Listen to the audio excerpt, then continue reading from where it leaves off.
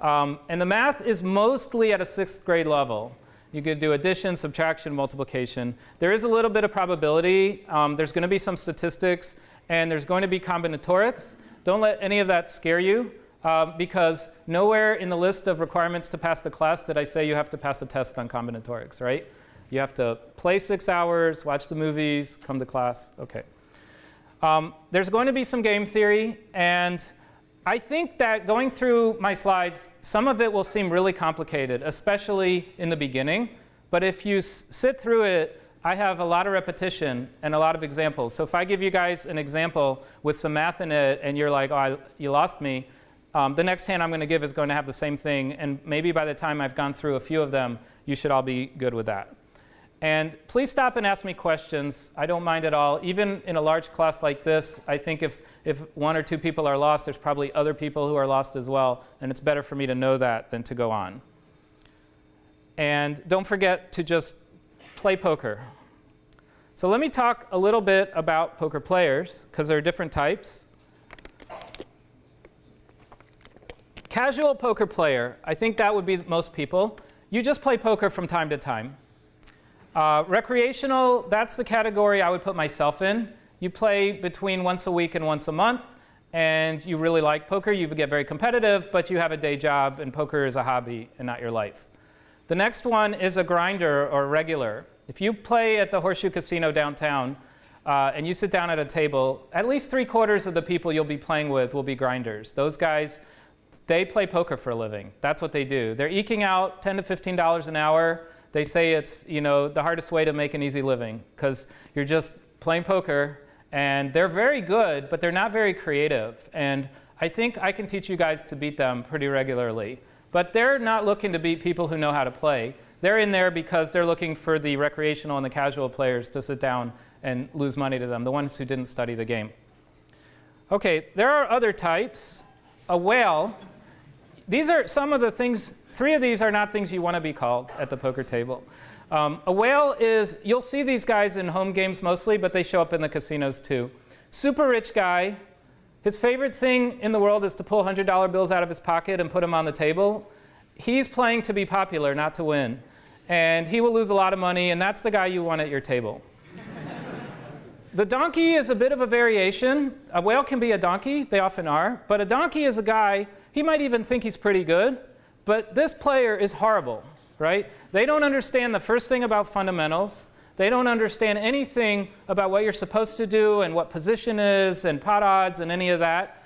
They just play a lot of poker, and they're really bad. Another guy you want at your table. The fish is another interesting type of player. And these are all player types. If you start to play a lot in the casinos, you'll see these guys. And the fish is a guy, they're never aggressive. They're just super passive.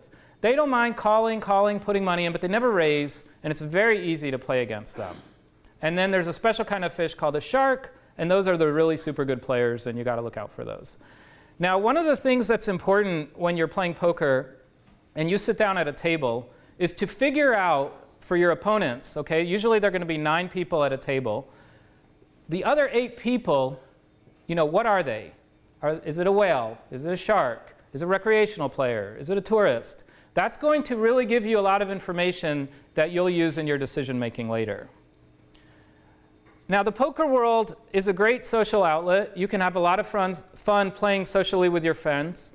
It's also something you can be really, really competitive at. You meet interesting people. I've sat at a poker table in Vegas where the guy to my left is the CEO of a big company, and the guy to my right is a handyman. And I can have just as interesting conversations and afterwards walk away and say, in no other experience of my life would I have gotten to know these 2 guys the way I just got to know them. And that's kind of one of the fun things about poker is it's completely egalitarian. Everybody, if you can play poker and you have some money, you can play, and you can get to know all kinds of interesting people. And then there's the Chris Moneymaker story. Chris Moneymaker is featured right here. I'm going to tell you a little bit about him. He really is the guy credited with turning the poker world around and making poker very popular. The All In Poker movie is a documentary about him. And he has a very, very fun name for being this guy. And we're going to talk about him in a minute. And I'll tell you why he's so important after the next bit. So Poker, on the other hand, I should mention there is a dark side. It is addictive. And even great players can go on losing streaks. And I've seen people playing with their rent money, and it's not fun. And I usually try to advise them to walk away, and they don't listen. And sometimes it brings out the worst in people. I've been in a casino where someone, I try to be a pretty nice guy. I'm mellow. I'm not aggressive. Stood up and threatened to physically hurt me, and security had to take them out because he didn't like a call I made on the river against him. And that really happened to me. So, poker does bring out the worst in people and the best in people. So let me start with a little bit of kind of the first strategy lesson, which is to be the house. And what do I mean by that? If you play blackjack or craps in a casino, you will never, ever win money in the long run. And casinos would not be in business if they didn't have an edge, right? In blackjack, the casino has an edge because all the other players act first, and if you bust, the house wins. And so they know that over time, they are going to win, even if it looks like you can win. And I know people that tell me they're really good in blackjack. And I'm like, wow, you approached that 49%. Good for you. The house is going to have the edge. And so what you want in poker is the law of large numbers says if you have an edge and you play a lot, you will win, period. Right? That's what keeps casinos in business. So your goal in poker is to be the house. You want to have situations where you have the edge.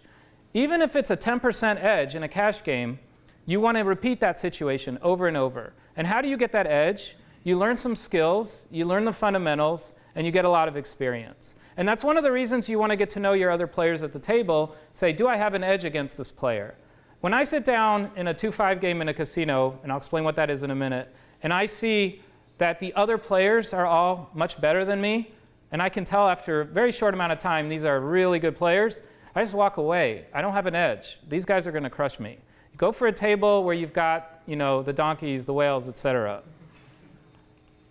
We're going to learn a lot of jargon in this course. I've probably already used some words that you didn't know. And here on the board are some of the things: drawing dead, the nuts, in position, out of positions, bad beat. By the time this course is over, you're going to know all of these and then some.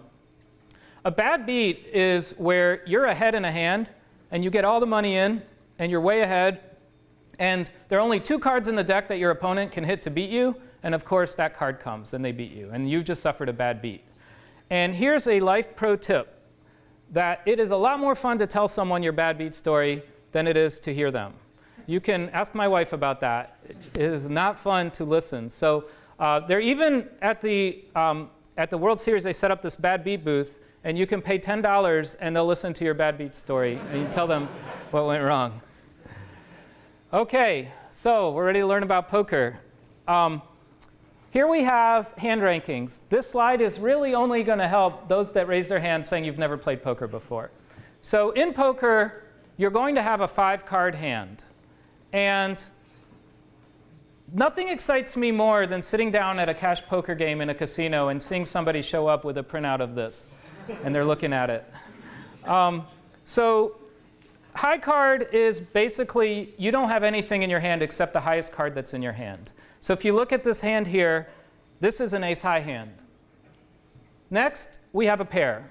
So you have 1 pair and really nothing else. That's better than a high card hand. Each one of these is going to be progressively better. So 2 pair is you have kings and 6s here. So out of the 5 cards, you have 2 pairs. Next is 3 of a kind. Then you have a straight. A straight is where your cards are consecutive. And ace is low or high, but it can't be both. So you can't go king, ace, 2, 3, 4. But you can go ace, 2, 3, 4, 5. You can go 10, jack, queen, king, ace. Or any 5 cards that are in a row is a straight. A flush is when all your cards are the same suit. I suppose I don't have to start with the basics. There's 52 cards, 4 suits. I'm going to assume one thing that you guys all know. Full house is you have 3 of a kind and a pair in your hand. That's better than a flush. And then 4 of a kind is where you have 4 cards that are all the same and another card. In this case, it's an ace, but any other card. That's a pretty good hand. You're almost never going to lose with that one. A straight flush, though, will beat that. And that's where all your cards are in a row. You have a straight, but they're also the same suit. So you have a straight flush. That's the best possible hand in poker. And above that is just the best straight flush, which is a royal flush. So this is something you're going to have to memorize. If you're not familiar with it, then you should print out the slide after I post them and then use it when you play. Now, Texas Hold'em is a variant of poker. It's the most popular game in the world right now. The most popular poker game anyway. So each player is dealt 2 cards face down. So you get to see your 2 cards, but no one else gets to see them. And you look at your cards, and then there's a round of betting. The next thing that happens is 3 community cards are dealt face up in the middle of the board. And now you know that those cards are potential cards for your hand. So you have the 2 cards that are in your hand and the 3 cards that are on the board. So far, you've seen 5 cards, so that could be your hand. But there are going to be 2 more cards. There's another card, that's called the turn. So now there are 4 cards on the board, and you've got 2 cards in your hand. And so you have 6 cards from which you're going to choose the best 5. And then 1 more card is dealt, and that's the river. And there's another round of betting. And now the hand is over. So you take, we can see an example up here. There are 5 cards on the board. These 3 came first. One player had king, queen, and the other had 10, jack.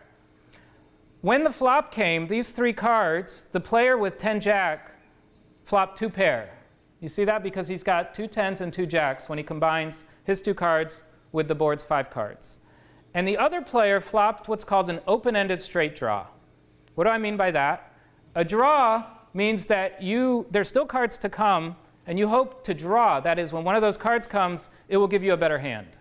And so if we look at the flop in this example, 10, jack, deuce, and king, queen, it's got more than just a straight draw. He's also got a heart draw, right? Because any card that comes that is an ace, a 9, or a heart will give him a really super strong hand. Is anybody that doesn't see that? OK, so on the turn came the 9, which gave him a straight. He still has 2 pair. And then on the river came a 6. And so the king, queen would have won this hand with a straight. So we're going to look at like 5 or 6 examples like that of different hands. And so you play the best 5 cards. So I want to do a little quiz with you guys.